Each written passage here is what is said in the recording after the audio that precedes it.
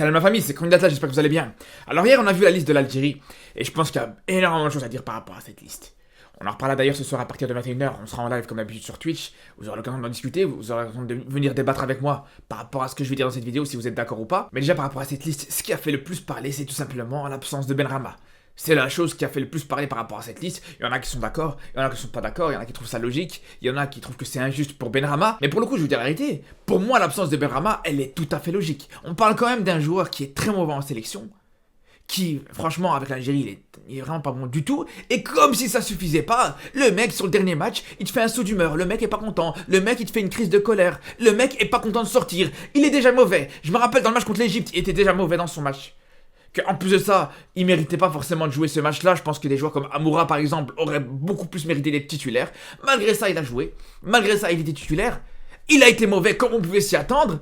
Et quand il devait sortir, le mec était pas content. Donc je vais vous dire, autant je trouve que son absence dans cette liste, elle est tout à fait justifiée, elle est tout à fait normale. Mais la réaction de Belmadi, au moment où Benrahma a eu ce saut d'humeur, elle est logique aussi. Parce qu'au bout d'un moment, il faut quand même dire une chose, c'est que déjà le mec, comme je vous dis, il est mauvais en sélection, il déçoit tout le monde. La différence entre ses prestations en club et en sélection, elle est énorme. Et en plus de ça, le mec se permet de faire ses petits caprices. C'est quand même un truc de fou. Même des joueurs comme Mahrez, ils ont jamais fait des caprices comme ça. Mais j'ai envie de vous dire, à la limite, Mahrez, il sort, il est pas content. Allez, tu peux le comprendre. Parce que tu sais que, au bout d'un moment, Mahrez par exemple, s'il fait un mauvais match et tu le sors à la 60e, on peut se dire que, éventuellement, dans la dernière demi-heure, il aurait pu faire la différence. Alors que Benrahma, tu savais très bien que tu aurais pu le faire jouer encore 3-4 heures, il t'aurait rien fait dans ce match contre l'Égypte. Donc c'est quand même grave que le mec, il se permet encore de faire le gars capricieux parce qu'il est pas content de sortir. C'est quand même un truc de fou. Quand t'auras été bon en sélection, quand t'auras enchaîné plusieurs matchs où t'es très bon, quand t'auras enchaîné des buts, à ce moment-là, tu pourras faire le capricieux.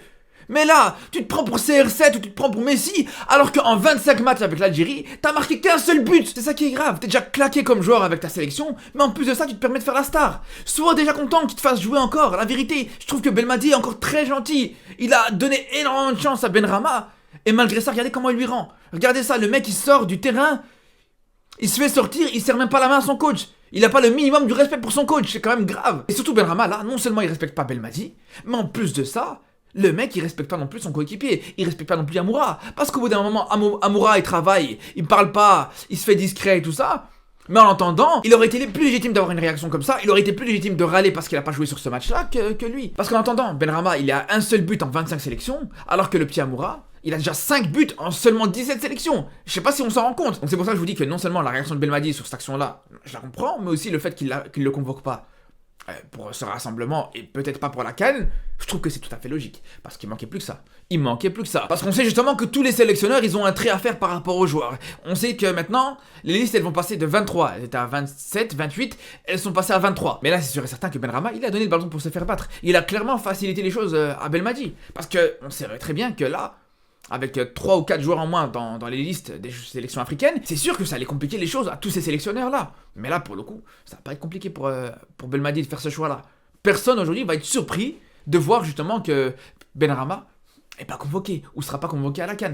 Pour moi, après cette réaction qu'il a pu avoir sur le dernier match, après le fait qu'il ait manqué de respect au coach, qu'il ait manqué de respect à ses coéquipiers, qu'il ait surtout manqué de respect à sa sélection, aujourd'hui, pour moi, tu peux pas te permettre de réclamer un retour de Benrahma comme ça. Surtout qu'encore une fois, le mec, il a un niveau qui est largement en dessous de ce qu'on peut attendre de sa part en sélection.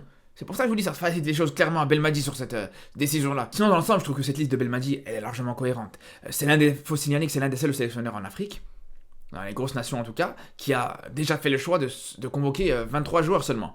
Parce qu'il y en a beaucoup qui se sont dit, bon, on va faire les derniers choix, le dernier tri en dernière minute, juste avant la CAN. Non, lui a directement voulu commencer déjà à faire ce tri-là.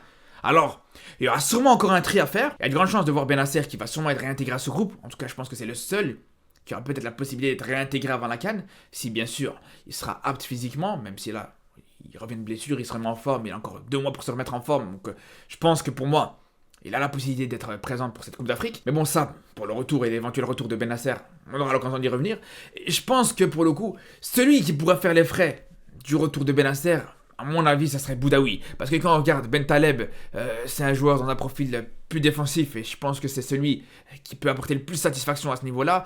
Fegouli, aujourd'hui, on a bien compris que c'était un joueur très très précieux avec la sélection algérienne.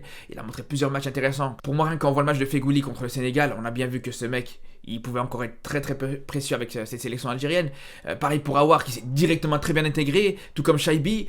Zerouki qui recommence vraiment à partir sur une bonne lancée. Il reste vraiment sur un match exceptionnel contre l'Égypte. C'est pour ça que je pense que c'est Boudaoui qui fera les frais d'un éventuel retour de Benasser. Mais bon, après, c'est pas dit que Benasser sera de retour à 100% physiquement, parce que certes, il est revenu de blessure, etc. Mais il faut que aussi il reprenne le rythme sur le plan de la condition physique, etc. Ça aussi, c'est quelque chose qui est totalement différent. Mais bon, comme je vous dis, par rapport à Benasser, on y reviendra. Sinon, on a dit que Belmadi, comme je vous dis, a déjà fait certains choix. Il a déjà évincé certains joueurs. Et je pense que les deux plus importants, en plus de Benrahma, bien sûr, c'est tout simplement Bouanani. Alors je pense que c'est logique aussi quand on voit la concurrence qui est en attaque. Et quand on voit le peu de temps de jeu qu'il peut avoir avec Nice, ça reste assez logique, ça reste assez cohérent. Et il y a aussi un autre joueur qui a fait les frais du passage de cette liste à 23 joueurs, c'est Zorgan. Je pense que là aussi c'est logique. C'est peut-être l'un des milieux de terrain qui a apporté le moins de satisfaction, même s'il a fait un match intéressant contre la Tanzanie au mois de septembre. Mais on sait que voilà, on attend encore beaucoup plus de sa part, et peut-être qu'il aura l'occasion de revenir peut-être après à la CAN. Donc c'est vraiment les deux principaux joueurs qui ont été évincés. On va parler des Kadri, des Belloumi, tout ça, qui sont un peu plus jeunes, qui je pense que dans tous les cas, même s'ils avaient été convoqués pour la CAN, ça m'étonnerait très fort qu'ils auraient eu beaucoup de temps de jeu. Mais sinon, dans ces joueurs qui ont été évincés, je pense qu'il y en a peut-être un seul qui pourrait éventuellement prétendre à un retour en sélection. Pour moi, ça reste Bouanani. C'est vrai que, comme je vous disais, il n'a pas beaucoup de temps de jeu, mais dans tous les cas, c'est un joueur qui a apporté souvent satisfaction avec la sélection. Il a rarement été mauvais avec l'équipe d'Algérie, il a répondu présent. D'ailleurs, je me rappelle sur son tout premier match contre le Niger, il met directement une passe décisive pour Mahrez, alors que d'autres joueurs, on va reprendre encore une fois l'exemple de Benrahma, ils ont tenu énormément de temps avant de commencer à être décisifs. C'est un petit peu la différence. Et c'est pour ça que, voilà, un joueur comme Mounas, par exemple, qui revient et qui retrouve la sélection, je pense qu'il aura une grosse pression pour ce rassemblement, pour ce match contre la Somalie ou le Mozambique. Ils devront absolument répondre présent parce qu'il y a une concurrence qui est quand même importante dans cette sélection algérienne et surtout en attaque. Après, comme vous pouvez s'y attendre, Attal fait malgré tout partie de cette liste, malgré le fait que voilà, il joue plus en club, il va plus jouer sûrement en club jusqu'à la Coupe d'Afrique. Pour moi, c'est tout à fait logique de la part de Belmadi. Alors ok, c'est vrai qu'il joue pas en club, mais ça n'empêche pas que c'est l'un des meilleurs latéraux de cette équipe d'Algérie, c'est l'un des meilleurs joueurs aussi de cette équipe tout simplement. Donc il pourrait apporter quelque chose. Surtout que voilà, s'il a une préparation spécifique, si justement il peut éviter les blessures, parce qu'on sait que c'est souvent le problème d'Attal. La question souvent d'Attal, c'est pas est-ce qu'il va jouer ou pas, c'est est-ce qu'il sera blessé ou pas. Parce que s'il n'est pas blessé, tu es sûr et certain que tu vas le voir sur le terrain. Et là, pour le coup, je pense que non. Au moins l'avantage, s'il joue pas de match, il a très peu de chances de se blesser, il pourra se préparer de la meilleure des manières et être présent pour cette Coupe d'Afrique. Et ça, je pense que dans tous les cas, ça pourrait être important. Après, dans cette liste, la présence de Bounedjah fait beaucoup parler. Il y en a beaucoup qui sont pas d'accord avec ça. Il y en a beaucoup qui trouvent qu'il mérite plus de jouer avec la sélection, qu'il arrive en fin de cycle, etc. Pour moi, je pense que malgré tout, tu dois le convoquer. Pour moi, je pense que Bounedjah et Slimani, c'est peut-être les deux vrais neufs, les deux neufs qui pourraient avoir vraiment le style pour jouer en Afrique, les deux neufs qui ont une expérience africaine déjà, et qui ont clairement le style pour être alignés tout seuls à la pointe de l'attaque de cette équipe d'Algérie, pour affronter des défenses africaines avec de l'impact physique, avec des joueurs, avec des gabarits imposants, etc. Tu ne pourras pas aujourd'hui mettre un Amoura seul à la pointe de l'attaque, c'est impossible. Face à un bloc bas, face à des joueurs comme la défense sénégalaise par exemple, la défense ivoirienne, etc.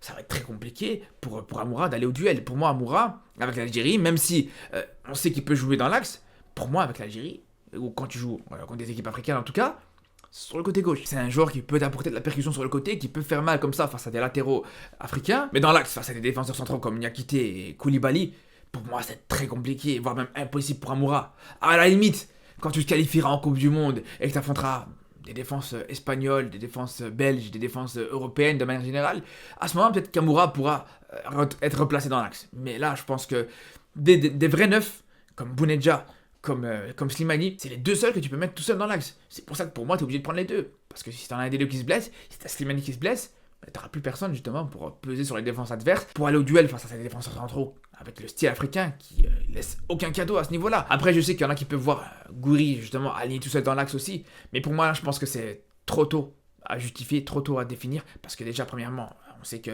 a très peu d'expérience en Afrique. Là, actuellement, il a seulement 2 matchs en sélection contre des équipes africaines. C'est sûr et certain qu'aujourd'hui, tu peux pas envisager de mettre un joueur comme ça tout seul à la pointe de l'attaque. Alors, autant, ce qui pourrait être intéressant, comme je l'ai toujours dit, comme je le dirai encore, c'est de l'associer à Slimani. Je pense que ça peut être hyper intéressant comme on a pu le voir contre le Cap-Vert. Pour moi, ça peut être une très bonne chose. Ça peut vraiment être une très très bonne alternative. Mais je vous dis la vérité, Gouiri seul à la pointe de l'attaque contre des gros d'Afrique, Personnellement, j'y crois pas trop. En tout cas, voilà ce que je pense de cette liste. On aura l'occasion de revenir sur ces différents matchs de l'Algérie. L'Algérie qui va justement démarrer, comme toutes les équipes africaines, ses qualifications pour la Coupe du Monde 2026. C'est quand même l'information principale aussi. Et bien sûr, comme d'habitude, je vais suivre ça de très près et on aura l'occasion d'en reparler en vidéo. Donc je vous dis à très très vite et surtout d'ici là, prenez soin de vous.